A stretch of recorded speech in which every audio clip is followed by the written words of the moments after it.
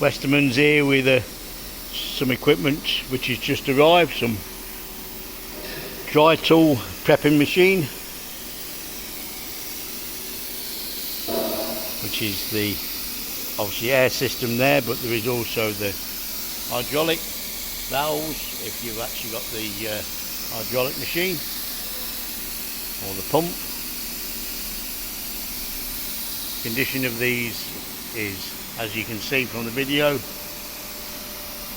9 out of 10. Another one there, another one there. Also the bevel master in there.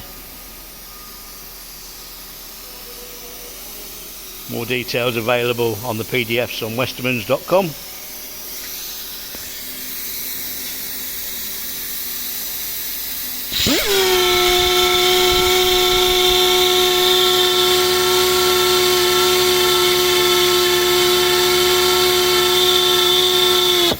Of course, not really the right size, the amount of air that we've got going in, but it just proves obviously the machines do actually rotate.